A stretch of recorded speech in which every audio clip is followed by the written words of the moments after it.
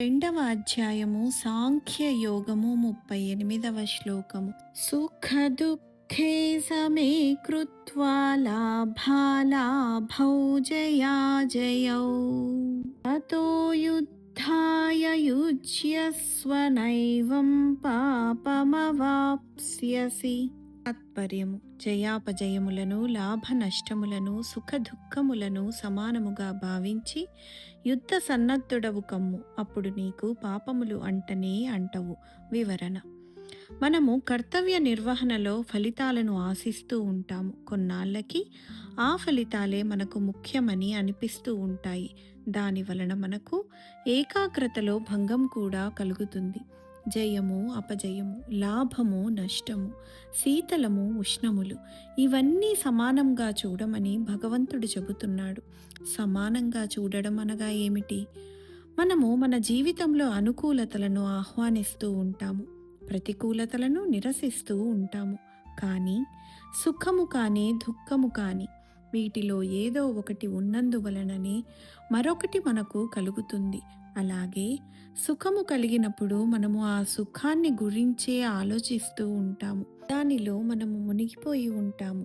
కాబట్టి మనకు సుఖం దూరమైనప్పుడు దుఃఖము అనుభవిస్తూ ఉంటాము. అందుకని అనుకూలత అయినా ప్రతికూలత అయినా మనము దానిని వెంటనే వదిలివేసుకోవడానికి సిద్ధపడి ఉండాలి. వర్షాకాలంలో వర్షాలు పడినప్పుడు మనము ఎండ కోసమే వేచి చూస్తాము. ఎండలు తీవ్రంగా ఉన్నప్పుడు వర్షం పడినట్లయితే మనకు హాయిగా అనిపిస్తుంది. అందువలన ఈ రెండు ఒక నాణ్యానికి ఉన్న రెండు పార్శ్వాల లాంటివి. ఒకటి లేనిదే మరొకటి లేదని మనము తెలుసుకోవాలి. ఏదైనా కార్యము చేసినప్పుడు, లేదా ఏదైనా పరీక్ష రాయడానికి మనం చదువుతున్నప్పుడు, లేదా ఏదైనా వైద్యుడి దగ్గరికి వెళ్ళి ఏదైనా ఆపరేషన్కి సిద్ధపడినప్పుడు మొదట దాని ఫలితాన్ని గురించి కానీ, ఫలితము దక్కకపోతే జరుగు పరిణామముల గురించి కానీ ఎక్కువగా ఆలోచించినట్లయితే మనలో ఒక రకమైన రుణాత్మక భావన ఏర్పడుతుంది. మరియు అనేక రకములైన భయాలు కూడా కలుగుతూ ఉంటాయి. అనుకూలత మరియు ప్రతికూలతలను రెండింటినీ సమానంగా స్వీకరించే స్థాయికి వెళ్ళినప్పుడు మనము ఎలాంటి పరిస్థితిని ఎదుర్కోవడానికైనా సిద్ధంగా ఉంటాము.